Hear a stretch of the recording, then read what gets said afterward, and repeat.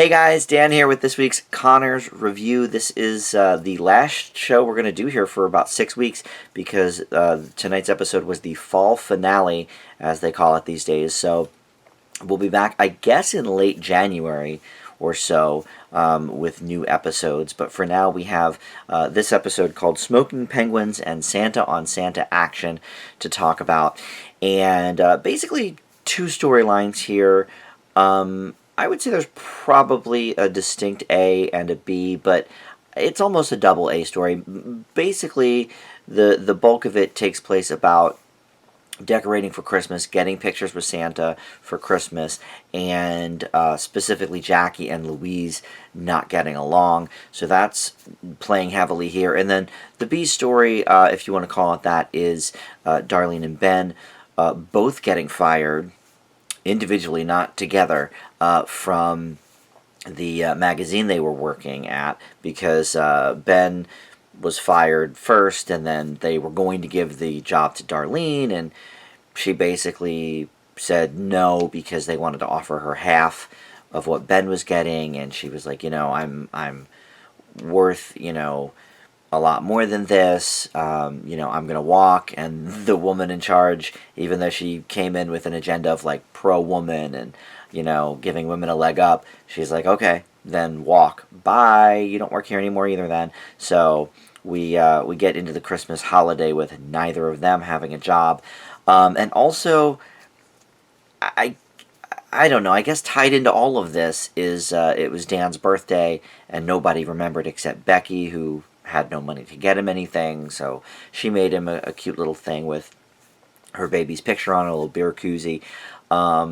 But they were kind of like, well, Mom was always the one that reminded us it was your birthday, so we feel really bad, and this and that.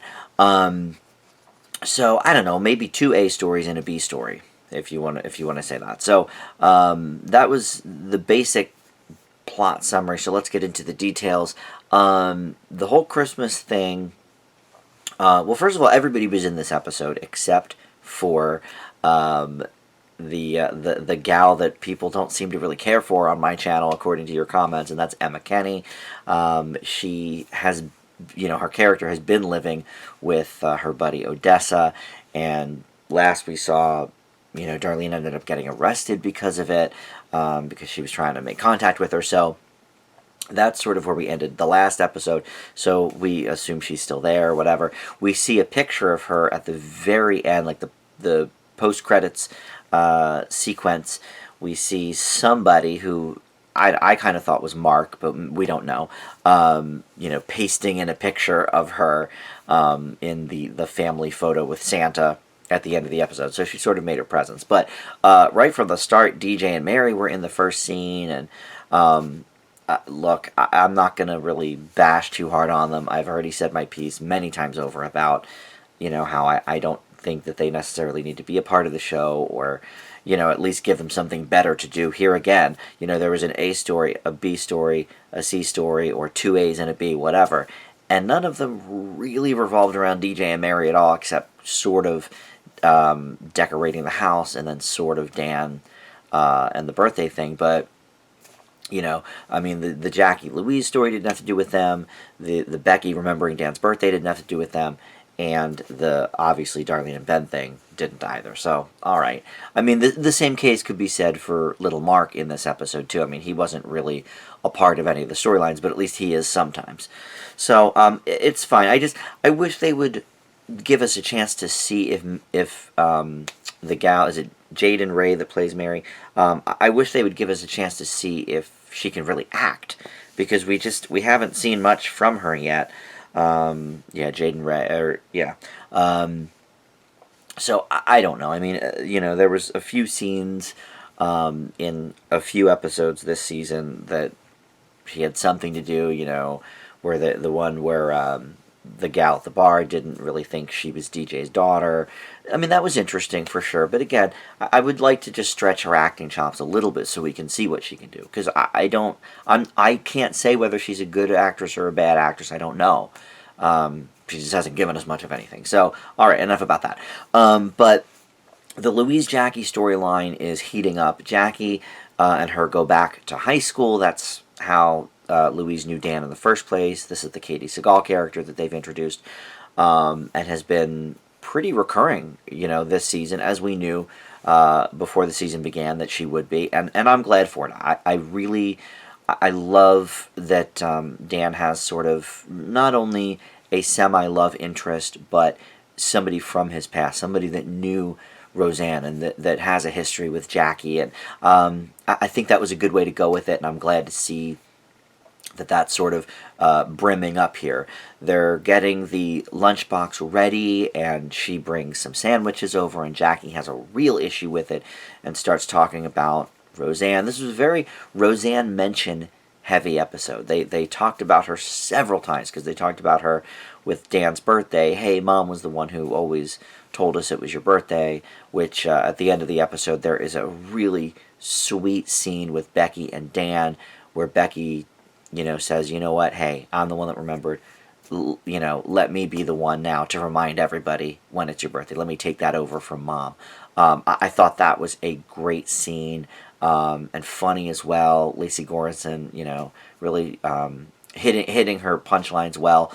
And Dan, having a real crisis of sort of character, because at first he's like, oh, I don't care about my birthday, it's whatever.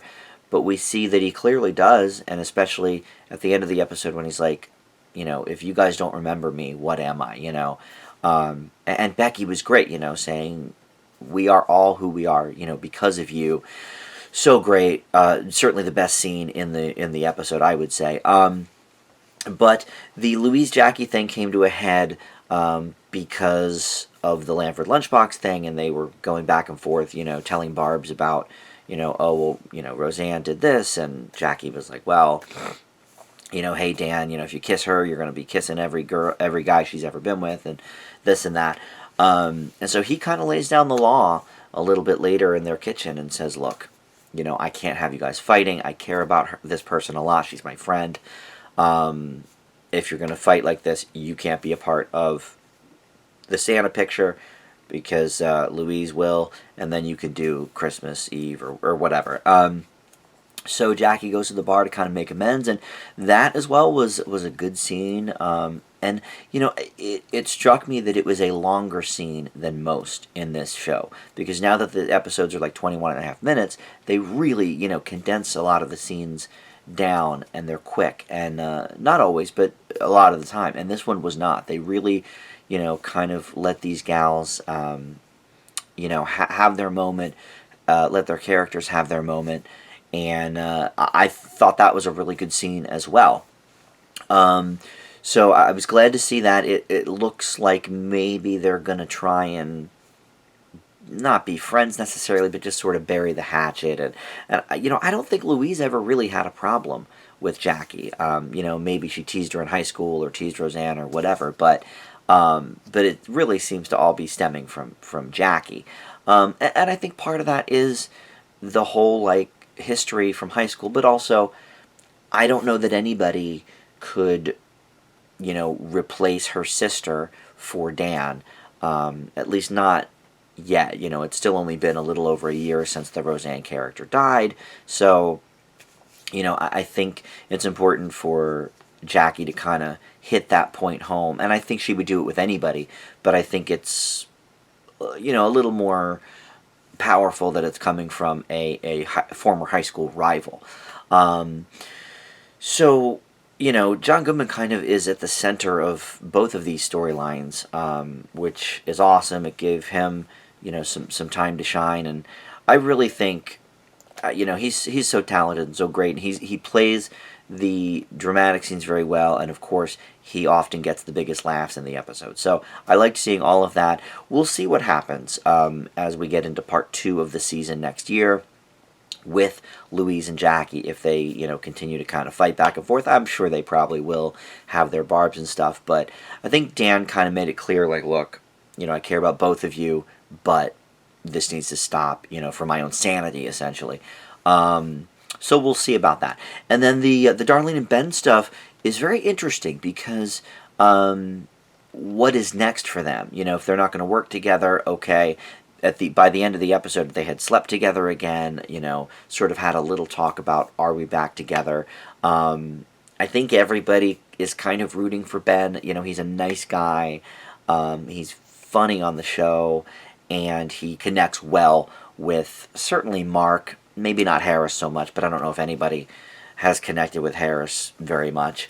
So, I think it's important for, Mark to have a good male role model. We haven't seen David, since the whole love triangle arc early in the season. So I imagine he'll be back at some point. He is the father, but I love it if Darlene and Ben are going to really make a go of it, even though they're not working together anymore.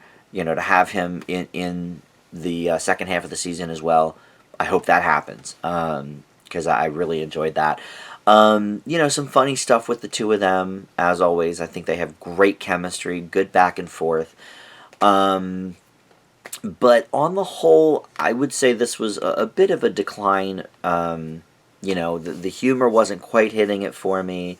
There were definitely some funny jokes, but not as good as the last couple episodes that we've seen. But, look, they don't all have to be laugh a second episodes. I think, character building is good, and this was certainly an episode of, keeping some story arcs going, learning a little more about some of the characters, maybe, sort of sideline the little kids, and that's fine. I know pretty much everybody that watches my reviews hates Harris, so I'm sure y'all loved that he wasn't, or that she wasn't on the show this week, which, I really, I like to defend her because I like her so much on Shameless. But look, I can admit that the character maybe is not as great as most of the other characters on the show. I've said my piece about that several times, but I know you guys sort of mostly hate her, so that's fine. So it's fine she wasn't on, but it's fine in general that it didn't focus on the kids. Aunt Jackie had a nice whoopee cushion gag that was specifically designed to make the kids laugh, so we talked about that. And again, the episode started with, Mary and DJ and Mark, and as well, they were all present during the Dan, revealing his birthday scene. So, they were all there, but none of the storylines revolved around them, and I think that's fine, I love that we're really building on these characters even more. Darlene and Ben I just love, so I'm glad to see that. And, that's really about it. I did want to mention that the gal that directed this is named Jody Margolin Hahn, and she has not directed any other episodes of The Conners, and I don't know if she directed any of Roseanne Season 10 as well, but she was part of the original run of the show. I didn't recognize the name, but I looked her up, and she was an associate director, production associate, and technical coordinator on not just Roseanne, but also The Nanny and Give Me a Break. So, Give Me a Break dates back to the early 80s, and ended in the late 80s, so I don't know, what part she was on, but to be, things like a production assistant on the original Roseanne. So obviously she's got roots with these characters and actors, and I think that's awesome. I'm curious as to why, she hasn't really been a part of any of the other 19 episodes or, or whatever that they've done, but I think it's great that she, has been brought back sort of from that original crew. I think I don't know, I think it shows how special, this family is, and the actors and all of that. And it was a good job of directing. It's not like I don't know, TV directing, I don't usually say that specifically was great, but obviously a director has a hand in sort of everything, the pacing of the episode and all that sort of stuff, and I thought it was very good here. So I thought she did a good job, but I wanted to, call attention to that, because I think it's cool when they bring back people from the really old days of the original Roseanne. So overall, it was a good episode. I like where the stories are going. But it'll be interesting to see after 6 weeks, what we're coming back to. Is the lunchbox going to be open yet? Where are Darlene and Ben going to be? Where are Jackie and Louise going to be? All interesting, I don't know, questions that hopefully we'll get answers to pretty early on in the season. Will we see, Bev turn up? The only thing we really know about part 2 of the season is that we're going to see Crystal's son and slash Dan's stepbrother, who's in his early 20s now. So obviously we'll be doing something with him, but what that is, I don't know. But I guess I'll grade the episode. I'm going to give it a B. I think it was good for the character development. I don't think it was as funny as the last couple episodes or others that we've gotten in the season, maybe. But I think it was a good... That scene with Dan and Becky alone towards the end of the episode was just such a winner.